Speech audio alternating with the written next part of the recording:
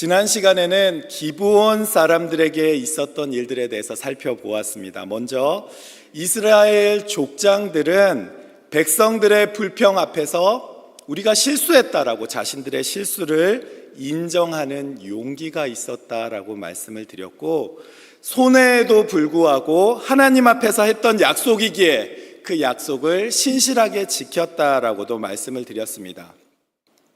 기브온 거민들은 자기들이 했던 말 그대로 이스라엘 백성들의 종이 되었는데, 여호수아는 그 사람들을 하나님의 전에서 일하는 종으로 하나님께 맡겨버렸다라고 말씀을 드렸습니다. 하나님께서 그들을 변화시켜 주기를 구하면서 맡긴 것이죠. 그래서 실제로 하나님께서는 기브온 사람들을 변화시키셔서 귀한 직분을 감당하게 하셨다라고 말씀을 드렸습니다. 기브온 거민들이 이스라엘 백성들과 화친을 맺었다라는 소식을 듣고 가나안 왕들이 연합해서 공격을 하게 되었는데, 여기에 영적 원리가 있다라고 말씀을 드렸습니다. 믿지 않던 사람들이, 또 신앙이 좀 슬로우하던 분들이 열심히 뭔가 신앙생활을 하려고 하면 온갖 어려움이, 공격이 들어올 때가 있다라고 말씀을 드렸습니다. 그럴 때 우리도 연합하고 기도함으로 그 일들을 이겨내야 한다라고 말씀을 드렸고요.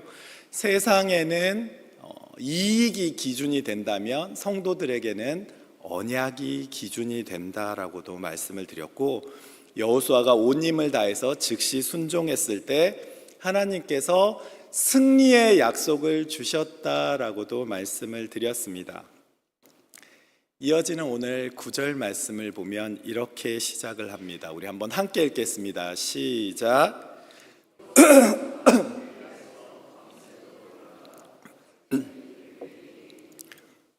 제가 지난 시간에 마태복음 25장의 달란트 비유 이야기를 잠깐 나누면서 착하고 충성된 종이 칭찬받았던 이유에 대해서 살짝 말씀을 드렸습니다.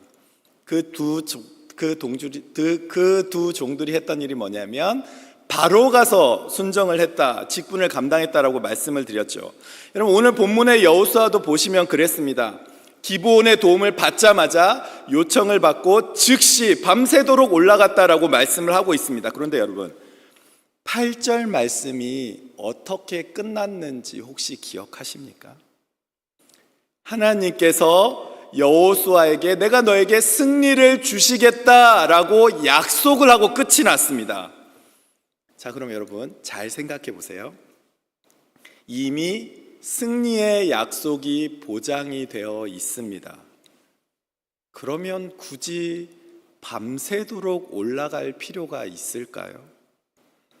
어차피 하나님이 이기게 해주실 전쟁인데 왜 굳이 밤새워 갈 필요가 있을까요? 여러분, 길갈에서 기브온까지 가는 일이 결코 쉬운 일이 아닙니다. 지도를 좀 보여주시겠습니까? 여러분, 저희 동그라미 쳐져 있는 곳이 기브온인데요, 길갈에서 기브온까지 거리가 한 40km 정도 됩니다. 그리고 기브온은 해발 한 800m 정도 되는 고지에 있습니다. 그러니까 평지를 걸어 올라가는 것이 아니라 산길로 계속해서 올라가야 되는 길입니다. 지금처럼 무슨 손전등이 있는 것도 아니고 캄캄한 밤에 전 군사들을 다 데리고 올라가야 되는 것이죠. 여러분, 군대에 갔다 오신 성도님들 아시겠지만 야간 행군으로 8시간 가까이에서 계속해서 올라가는 것은 결코 쉬운 일이 아닙니다. 우리가 오늘 본문에서 첫 번째로 주목해야 하는 사실이 바로 여기에 있습니다. 분명히 승리가 보장된 전쟁입니다. 그럼에도 불구하고 여호수아는 하나님이 주신 약속을 지키기 위해서 최선을 다한다라는 사실이죠. 여러분, 이것이 바로 믿음입니다. 우리는 종종 믿음에 대해서 오해를 할 때가 있습니다. 믿기만 하면 내가 아무것도 안 해도 된다라고 생각을 하는 것이죠. 여러분, 믿음은 믿기 때문에 아무것도 안 하는 것이 아닙니다. 하나님께서 이루실 것을 믿기 때문에 내가 할 수 있는 일을 최선을 다해서 감당하는 것이죠. 그걸 준비하는 것이 믿음입니다. 여러분, 어떤 신학생이 있었습니다. 이 신학생이 시험이 다가오니까 이제 열심히 기도를 하기 시작했습니다. 하나님, 이번 기말고사에 나올 문제를 보여주세요. 며칠 동안 계속해서 기도를 하는 겁니다. 여러분, 그랬더니 어떤 일이 생겼는지 아십니까? 시험 전날 밤에 잠을 자고 있는데 꿈에 하나님께서 시험 문제를 다 보여주신 거예요. 그리고 나서 시험장에 딱 들어갔습니다. 그랬더니 정말 전날 밤에 꿈에 나왔던 그 문제가 그대로 시험 문제로 다 나온 거예요. 그런데 이 친구가 F를 받았습니다. 왜 그랬는지 아십니까? 문제는 다 아는데 답을 하나도 모르는 거예요. 여러분, 기도하셔야 됩니다. 기도하십시오. 그런데 기도만 하시고 내가 감당해야 할 일 하나도 안 하면 안 된다라는 것이죠. 분명히 하나님께서는 우리 자녀 손들을 위한 길도 예비하고 계시고, 저와 여러분을 향한 길도 인도하고 계시고, 우리 교회를 향한 놀라운 계획을 갖고 계십니다. 저는 그 약속을 믿습니다. 그런데 여러분, 가을에 곡식 거둘 것을 믿는다고 말하면서 봄에 아무런 씨앗을 뿌리지 않는다면 어떻게 되겠습니까? 막상 추수해야 할 때 거둘 열매가 하나도 없게 되는 것이죠. 믿기 때문에 아무것도 안 하는 것이 아니라 주신 약속을 믿기에 지금 내게 맡겨주신 일에 충성해야 하는 겁니다. 여러분, 느헤미야서를 보시면 느헤미야가 온 백성들과 함께 성벽을 세워 나갑니다.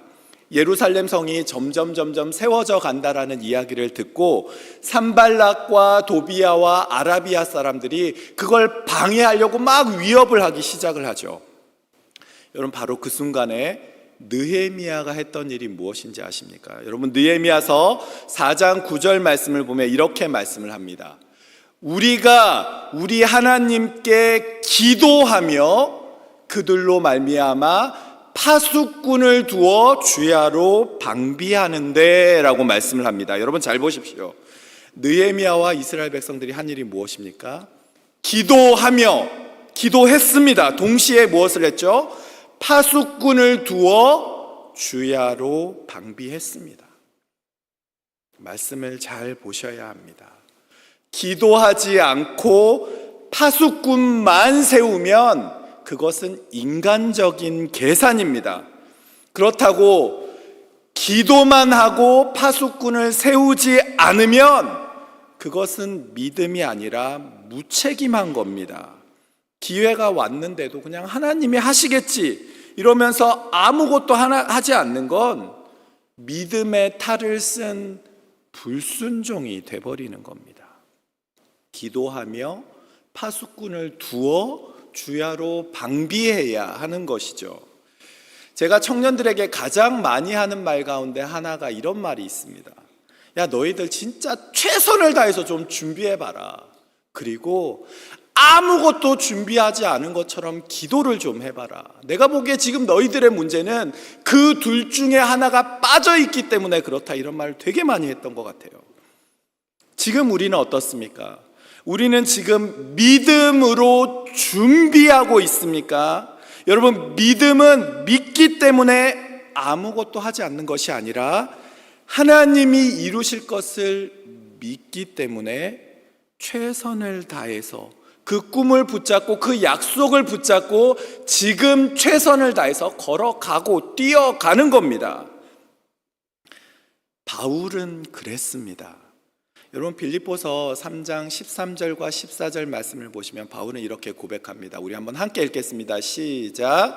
형제들아, 나는 아직 내가 잡은 줄로 여기지 아니하고 오직 한 일, 즉 뒤에 있는 것은 잊어버리고 앞에 있는 것을 잡으러 표대를 향하여 그리스도 예수 안에서 하나님이 위에서 부르신 부름의 상을 위하여 달려가노라. 말씀을 보십시오. 바울은 계속해서 표대를 향해서, 하나님이 주실 상을 향해서 끝까지 달려간다라고 고백하지 않습니까? 그런데 여러분, 이 고백을 했을 때 바울의 나이가 어떻게 되는지 아십니까? 학자들은 이때 바울의 나이가 아마도 60대 초반쯤 되었을 거다라고 추정을 합니다. 그때 당시에 평균 수명으로 계산을 해보면 60대 초반이면 이제 죽음을 앞에 둔 인생의 황혼기였습니다. 젊고 기운이 넘치던 시절에 내가 달려가겠다라고 말하는 것이 아니라 사도로서 이룰 것을 다 이루고 이제 죽음을 앞에 둔 바로 그 시점에서 나는 여전히 달려갑니다 라고 고백하는 겁니다.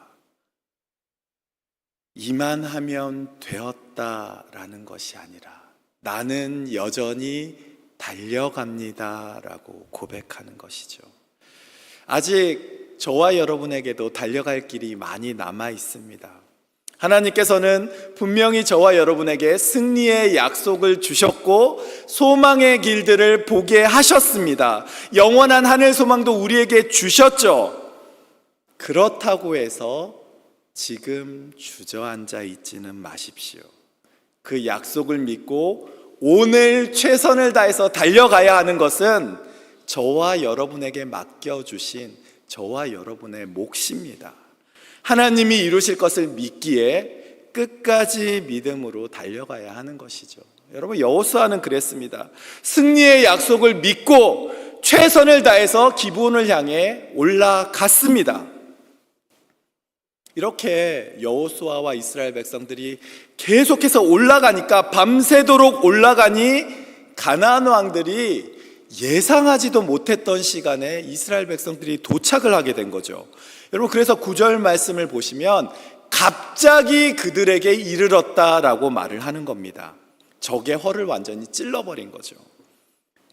어쩌면 이스라엘 백성들도 꽤나 피곤했을 겁니다. 쉬어야만 할 여러 가지 이유들이 있었을 거예요. 밤새도록 걸어왔는데, 8시간 넘게 그 먼 거리를 걸어왔는데 수많은 핑계댈 일이 있었을 겁니다. 그런데 전혀 주저하지 않고 그 순간에 바로 연이어서 공격을 시작을 합니다. 그리고 나서 큰 승리를 거두게 되죠. 그런데 여러분, 여기서 놀라운 일이 일어납니다. 우리 11절 말씀을 한번 함께 읽어보겠습니다. 함께 읽겠습니다. 시작. 그들이 이스라엘 앞에서 도망하여 벳호른의 비탈에서 내려갈 때에 여호와께서 하늘에서 큰 우박덩이를 아세가에 이르기까지 내리심에 그들이 죽었으니 이스라엘 자손의 칼에 죽은 자보다 우박에 죽은 자가 더 많았더라. 여러분, 이렇게 싸움을 하는 중에 하늘에서 우박이 떨어지기 시작합니다. 사실 팔레스타인 지역은 우박이 많이 내리는 지역이 아닙니다. 1년에 한두 번 내릴까 말까 하는 지역입니다. 그것도 요만한 조그만 얼음 부스러기들이 내리는 수준이죠. 그런데 전쟁 중에 갑자기 큰 우박덩이가 떨어지기 시작을 합니다. 큰 우박덩이라고 말을 하면 적어도 주먹보다 크고 한 머리통만한 우박들이 떨어지는 겁니다. 그런데 더 놀라운 사실이 뭔지 아십니까? 그 우박이 가나안 사람들에게만 떨어지는 거예요. 여러분, 지금 전쟁은 우리가 미사일로 쏘고 총으로 쏘고 요새는 드론으로 싸우고 그러지만 예전의 전쟁은 다 백병전입니다. 다 붙어서 그냥 막 싸우고 있는 거죠. 그런데 둘이서 붙어서 싸우고 있는데 우박이 가나안 사람만 때리는 거예요. 유도탄도 아니고 유도 우박이 막 떨어지는 겁니다. 놀랍지 않습니까? 그런데 더 놀라운 이야기는 이 말씀의 끝에 나오죠. 이스라엘 자손의 칼에 죽은 자보다 우박에 죽은 자가 더 많았더라. 아니, 우박에 맞아 죽은 사람이 칼에 맞아 죽은 사람보다 더 많다는 겁니다. 여러분, 이스라엘 백성들이 최선을 다해서 싸웠습니다. 많은 적들을 쓰러뜨렸죠. 그런데 우박에 죽은 사람이 더 많습니다. 하나님께서 더 큰 일을 행하신 거죠. 여러분, 잘 보십시오. 결국 전쟁의 승리는 하나님께 달려 있는 겁니다. 그러면 이런 생각이 들지 않으세요?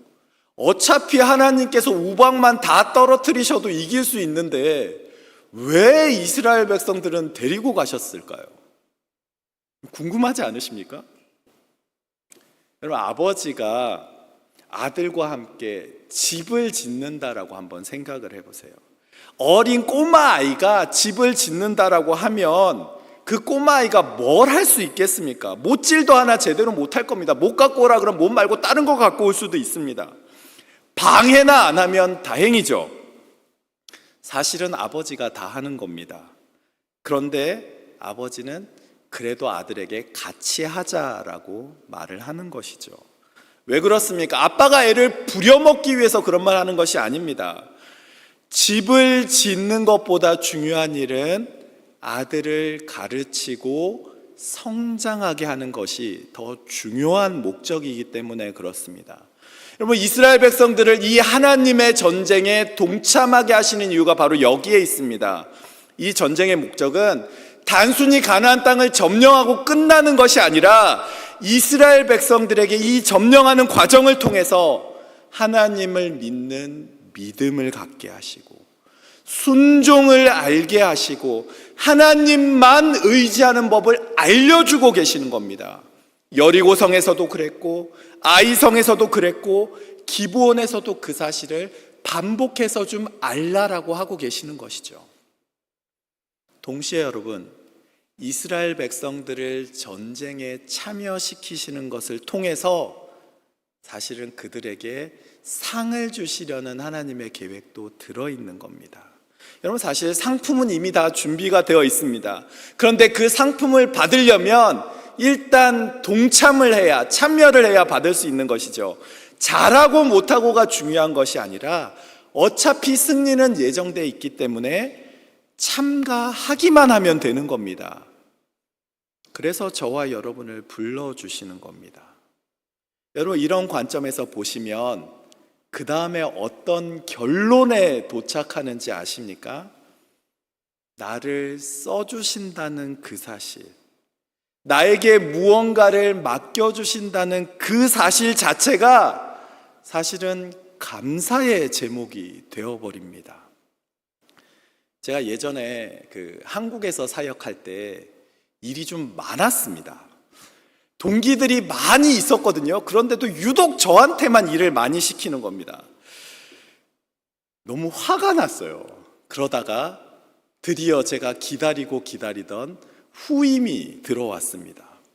이제는 이제 교회에서 하는 일이니까 이제는 내 일이 좀 이제 후임 전도사님께 좀 일이 좀 넘어가겠구나 라는 생각을 했습니다. 그런데 후임 전도사님이 저보다 나이가 10살 이상 많으신 거예요. 안타깝게도 넘겨드릴 수가 없는 상황이 된 거죠. 그래서 또 참았습니다. 그리고 나서 그냥 계속 일을 했죠. 그러다가 마침내 저보다 나이도 어린 후임 전도사님이 들어오게 된 겁니다. 제가 얼마나 기대를 했겠습니까? 이제 쥐구멍에도 볕이 드는구나 막 이런 생각을 하면서 그 전도사님에게 일을 넘겨주려고 막 기대를 하고 있었습니다. 그런데 다른 사람 일들은 다 넘겨주라고 하시는데 제 일은 하나도 안 넘겨주시는 거예요. 저는 계속해서 일이 계속해서 많이 있는 거예요. 그래서 제가 너무나 억울하지 않겠습니까? 하나님께 기도를 했습니다. 하나님, 왜 저의 일은 줄어들지를 않습니까? 하나님, 왜 전 이렇게 많은 일을 해야 되는, 저 전도사님은 저렇게 놀고 있고 저 전도사님 일 안 하고 있고 왜 저만 이렇게 일을 많이 하는, 하나님 불공평합니다, 억울합니다 이러면서 기도를 한 적이 있습니다. 제가 그 기도할 때 하나님이 제 마음에 주시는 말이 딱 한마디였습니다. 여러분, 그 말이 뭔지 아십니까? 딱 한마디. 그럼 너 쓰지 말까? 이 마음 한마디 딱 주셔. 여러분, 제가 그 이후로 그 기도를 다시 한 적이 없습니다. 안 쓰시는 것이 좋은 것이 아니라 써주심이 감사한 겁니다. 전쟁에 동참하는 일도 그렇습니다.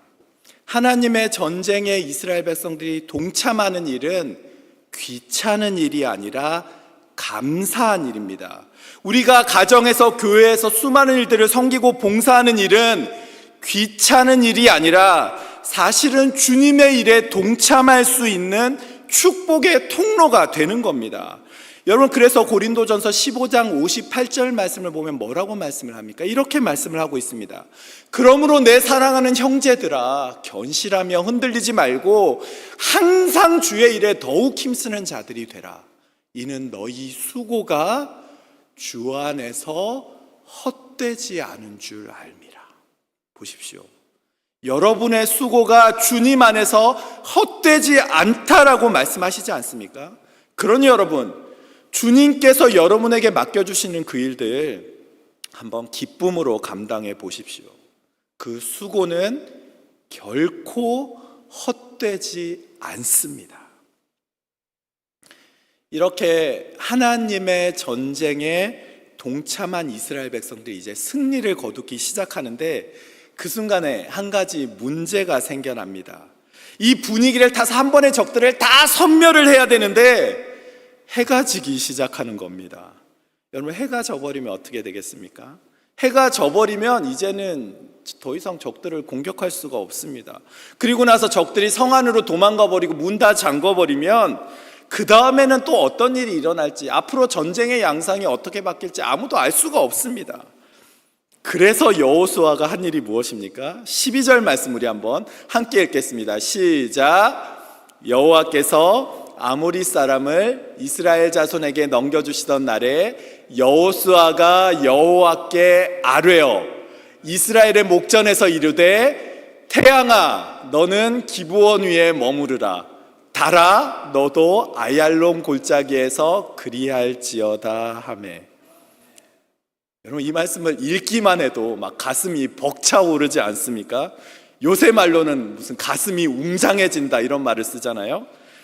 여호수아는요, 지금 온 이스라엘의 목전에서 이스라엘 백성들 다 보고 있는데, 다 듣고 있는데 그 앞에서 태양아 멈춰라, 달아 멈춰라 라고 선포해버리는 겁니다.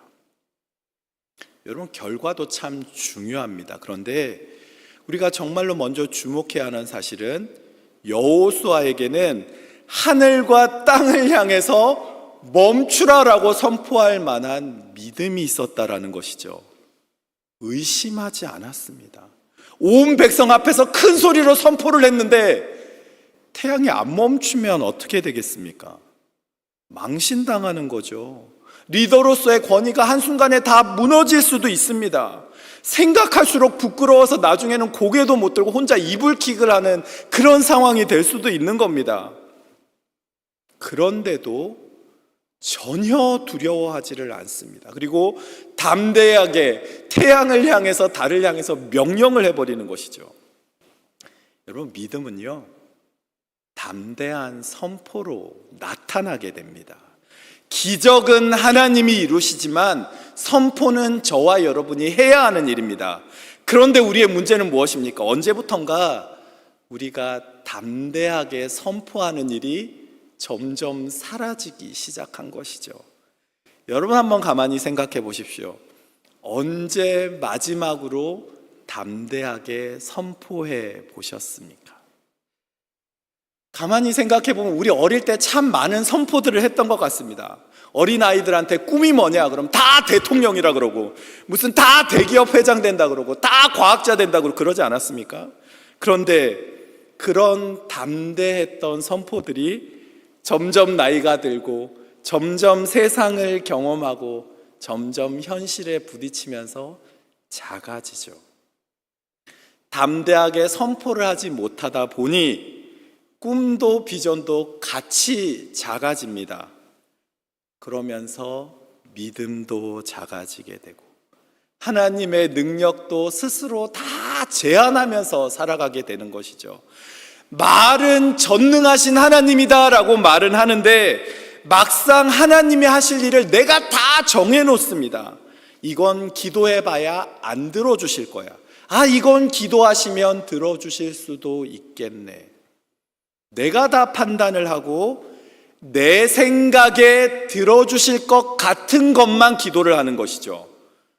하나님의 능력을 내가 이해되는 범위로 자꾸 축소시키는 겁니다. 그런데 여러분, 예수님께서는 뭐라고 말씀을 하셨습니까? 마태복음 7장 7절과 8절 말씀 우리 한번 함께 읽겠습니다. 시작. 구하라 그리하면 너희에게 주실 것이요 찾으라 그리하면 찾아낼 것이요 문을 두드리라 그리하면 너희에게 열릴 것이니 구하는 이마다 받을 것이요 찾는 이는 찾아낼 것이요 두드리는 이에게는 열릴 것이니라. 아멘. 여러분 잘 보십시오. 예수님께서는 구하라 라고 말씀하셨지 될 것 같은 것만 구해라 라고 말씀하신 적이 없습니다. 여러분 시편 81편 10절 말씀을 보면 이렇게 고백을 하죠. 네 입을 크게 열라. 그러면 하나님께서 내가 채워주시겠다 라고 말씀을 하셨습니다. 예레미야서 33장 3절 말씀 이렇게 말씀을 합니다. 너는 내게 부르짖으라 내가 내게 응답하겠고 내가 알지 못하는 크고 은밀한 일을 내게 보이리라 라고 말씀하시지 않습니까? 그러니 여러분, 여러분의 기도의 크기를 줄이지 마십시오. 내 삶의 문제, 내 신분의 문제, 육신의 질병, 해결되지 않는 문제들을 향해서 여러분 믿음으로 담대하게 선포하십시오. 그러면 어떻게 되는지 아십니까? 14절 말씀을 보면 이렇게 말씀을 합니다. 여호와께서 사람의 목소리를 들으신 이 같은 날은 전에도 없었고 후에도 없었나니 이는 여호와께서 이스라엘을 위하여 싸우셨음이니라. 이렇게 선포할 때 하나님께서는 그 기도를 들어주셔서 태양이 멈추고 달이 멈추게 하셨다라고 말씀을 하고 있습니다. 여기서 들으시니라는 말에 원어 샤마라는 말이 단지 소리를 들었다라는 말이 아니라 그 청을 들어주셨다, 그 청에 응답해 주셨다라는 의미가 있는 겁니다. 여러분 우주의 운행을 주관하시는 하나님, 전능하신 하나님께서 한 사람의 기도를 들으시고 우주를 멈추셨습니다. 여러분 이것이 바로 성도의 특권입니다. 과학적으로는 어떻게 이런 일이 일어날 수 있는지 모르겠습니다 라고 말을 하는 분들 계실 수 있습니다.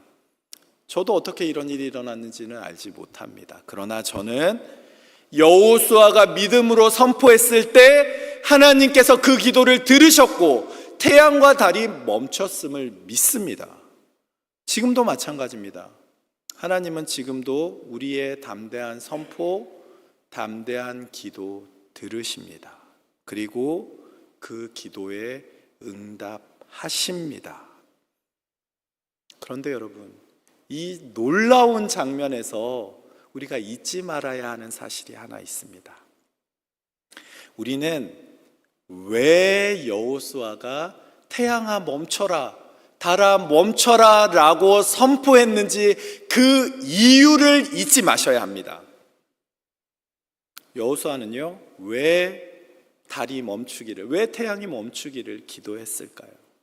지금 그는 자기의 욕심을 위해서 기도한 것이 아니라 하나님, 제가 하나님께서 맡겨주신 그 사명, 가나안 연합군을 진멸하는 그 사명을 끝까지 감당할 수 있도록 태양아 멈춰라, 달아 멈춰라 하신 겁니다. 그 일을 감당할 수 있는 기회를 주십시오라고 기도했던 것이죠. 많은 크리스천들이 바로 여기서 실수를 합니다. 하나님께서 분명히 너희는 먼저 그의 나라와 그의 뜻을 구하라고, 하나님의 뜻을 이루기를 구하라라고 말씀을 하셨는데 우리는 내 필요를 먼저 채우느라 바빠서 하나님의 뜻을 구하는 부분을 잊어버리는 것이죠.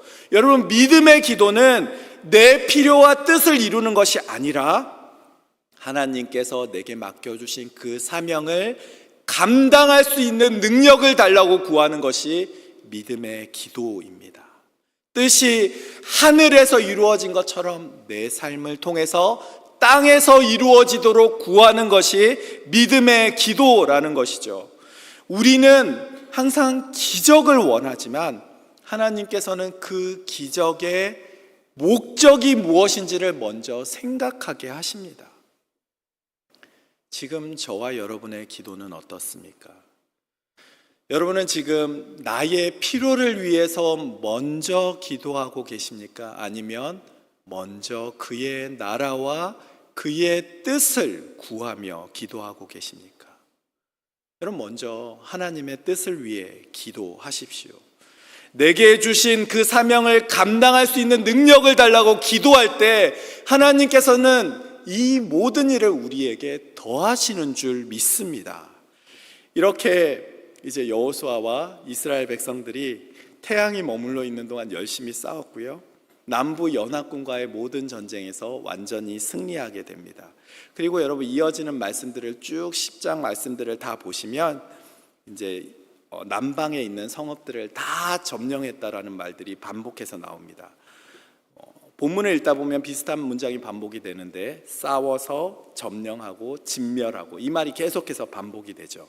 그리고 마침내 42절에 가면 단번에 빼앗느니라 라는 말로 남부지역 정벌이 끝이 납니다. 근데 여러분, 이제 이 기브온 전쟁을 한번 가만히 생각을 해보십시오. 가만히 이 전쟁을 생각을 해보면 기브온 거민이 가나안 사람들을 배신하는 바람에 가나안 사람들이 연합해서 기브온을 공격하는 데서 이 전쟁이 시작이 되었습니다. 그래서 한꺼번에 커다란 위협들과 어려움들이 동시에 밀려오게 된 것이죠. 그런데 여러분, 이 일을 가만히 생각을 해보면 그렇게 가나안 사람들이 연합해서 한꺼번에 밀려왔기 때문에 한 번에 그 연합군을 다 물리칠 수 있었던 겁니다. 여러분, 가나안 성읍들은 하나하나가 다 견고한 요새들이었기 때문에 만약 그 사람들이 한꺼번에 몰려서 싸우지 않았다면 하나하나 점령하느라 더 많은 시간이 걸렸을 거고 더 큰 어려움을 겪었을 겁니다. 그런데 그들이 다 모여서 평지에 연합해서 싸우게 되니 그 모든 문제가 한순간에 결정이 돼버렸다는 사실인 것이죠. 여러분, 하나님의 역사심이 그렇습니다. 때로 우리가 하나님의 일들을 감당하다 보면 수많은 문제가 동시에 우리에게 밀려와서 우리가 정말 힘들어질 때가 있습니다. 우리의 마음이 너무 괴로워질 때가 있죠. 여러분, 그럴 때 낙심하지 마십시오. 그렇게 문제가 몰려오면 하나님께서 한 방에 이 문제를 다 해결하시려는구나 생각하시고 더 하나님 붙잡고 의지하시면 되는 겁니다. 경제적인 문제가 있고 어려움의 문제가 있고 신분의 문제, 제 삶의 문제들, 수많은 문제들이 몰려와서 여러분 두려우십니까?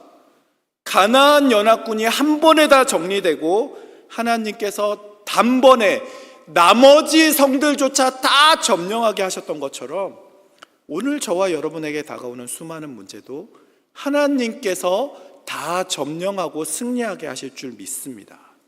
그러니 여러분, 오늘도 문제 앞에서 이 믿음을 가지고 두려움 없이 담대하게 나아가는, 그래서 모든 전쟁 가운데 주님을 의지함으로 승리하시는 그런 저와 여러분 모두의 삶이 되시기를 주님의 이름으로 간절히 축복합니다.